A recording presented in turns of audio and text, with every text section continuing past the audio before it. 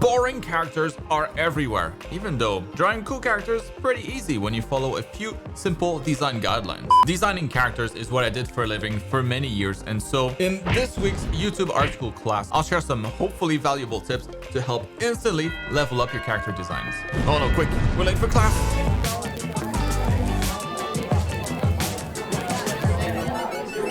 All right, class is in session. Pay attention. Design is subjective, but we're going to focus on my top 4 tips to help you design characters that are memorable, characters that stand out. There's a recipe for that. The worst thing you can do as a character artist is to draw a character that nobody will remember, a boring character.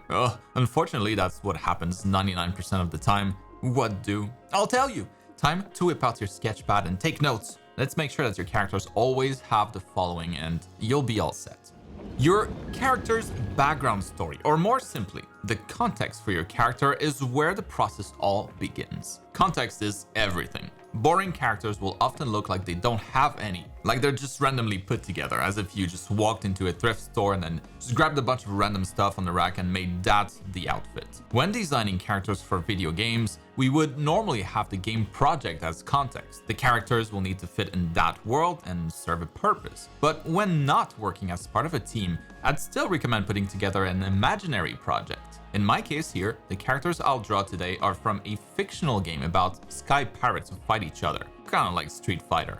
Doesn't exist, just made it up. And then right off the bat, I have a bunch of guidelines for my designs simply by having basic context for the drawings. I know I'm designing sky pirates, that's a start, and I know they're fighters. There's already a lot that I can work with here. Beyond that, it's always valuable to imagine a simple background story for each of the characters. Where they come from, what their personality is like. Do they have particular beliefs? What's their occupation? Pretty similar process, I guess, to creating a Dungeons and Dragons character if you've ever played it. The more familiar your imaginary character feels to you, the easier it is to design.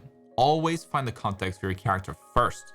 From there, you'll want to find a strong hook for your character design. A hook? What? The hook is by far the most important aspect of the design. It's what will make the character unique, what will hook the viewer, hook their interests. You can think of it as the defining design element, what will make the audience connect on an emotional level. Without a hook, your character will just look generic, boring. Oh no, usually not what we want. My hook for this character is a naval mine. Since they're pirates on flying ships, gonna make sense. Her outfit is inspired by its shape, like she cut one in half to make her shoulder pads. With this, in addition to the character's background story / context, I'm able to describe this character very accurately with a simple sentence. She's a female sky pirate fighter with a naval mine armor. That's usually a good sign. If you can easily pick out this character from a big lineup of characters, with just that short description, you know you're on the right path. Now, people looking at this will hopefully pick up on my design inspiration and maybe get a small emotional connection to it, like, that armor reminds me of a naval mine. Just that small moment when you realize what the design is inspired from is often enough to make it a more memorable design. The stronger the hook, the more memorable the design. It could be a character inspired by a certain animal, or maybe inspired by an insect, or some dinosaurs. Combining unusual things together can also make for great hooks, like a character who's meant to be a doctor during the day, but is a deadly assassin at night. Doctor Assassin. Or maybe a powerful wizard design inspired by colorful parrots. Or an evil armored knight inspired by green beetle. The idea here is that we want to be able to tell what the inspiration was. This creates an emotional connection again, and it's essential to a memorable design. I'm going over this stuff really quickly for the YouTube class, but the design classes in my art program go much more in depth if you like this stuff, along with everything you would need to be able to draw or paint whatever your mind can imagine. Check out all the details with the link below and make sure that you use the coupon in the video description to save big on the total until the end of the month only. It's the biggest discount of the year so far to celebrate reaching 13,000 students. You should come join our crazy art gang. Don't miss out. And a shameless slug over, let's move on to the third design tip. Have a consistent shape language. You can think of shape language as the main 2 to 3 flavors of a dish. Imagine you're eating a cake.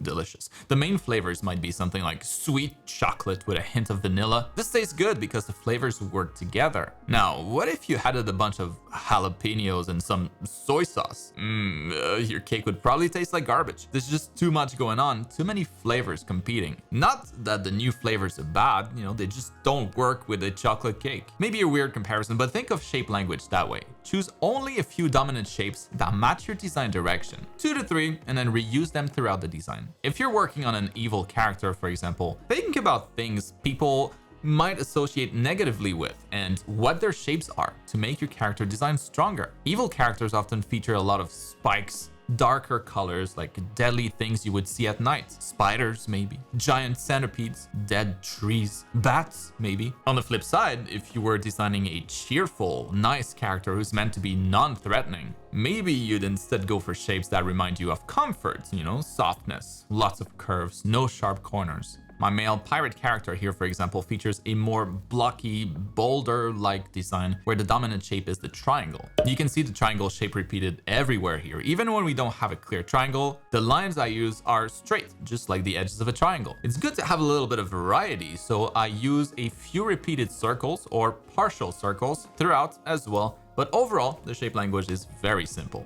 That's good. Just a few shapes that are repeated many times throughout. That's the key to a good shape language and more memorable designs. And then finally, use colors to your advantage. Start off by choosing a color harmony so you have a general direction. I made a class going over a bunch of harmonies, so go give that a watch if you're looking for ideas. Link down below. You're going to avoid a lot of problems coloring if you do. Here I'm going for a split complementary color harmony with her design using turquoise with orange and red. Choosing a harmony ensures that we have balance in the colors, both warm and cool colors, which is important, but that's just the first step. How do we apply these? What I recommend is to choose one of the colors from your harmony and make it the lead color. The lead will be more saturated and brighter than the rest, and it'll serve as a magnet for the eyes. It naturally makes for a good color to use around the focal point of your character, which is often the face. Actually, all your colors should be relatively more saturated around the focal point and progressively more desaturated as you get farther from it. These saturated colors don't excite the eyes as much, and so use them for stuff that's not important. And it's also good to think of rarity when dealing with colors. Colors that are in shorter supply usually stand out more. They feel more important. I'm choosing a yellow color for the hair, which is not a color I use anywhere else. Its rarity brings more focus to it, which is good since it's directly next to the focal point, her face. Use the colors to your advantage. And that's gonna wrap it up for this week's class. Let me know if this was of any help in the comments. I read them all. So to recap, start off with a background story for your character. Have context for it. Then focus on the hook of your character. What's instantly memorable about it? Also, make sure that your design language is solid to increase the overall appeal and how well it reads. And then use color harmonies to get a balanced palette and use color rarity to highlight the focal point of your character. And if you've made it this far, I'm proud of you. You've gained more art XP points than others. And you also get freebies. You can go ahead and download my custom brush set for free with the link in the video description. It contains some of my favorite brushes like, well, the line art brush that I used for today's drawing. It's the best. Use them responsibly. Alright, if the class was helpful, maybe share it with a bro, and I'll be back next week for another YouTube art school class. You better not be late.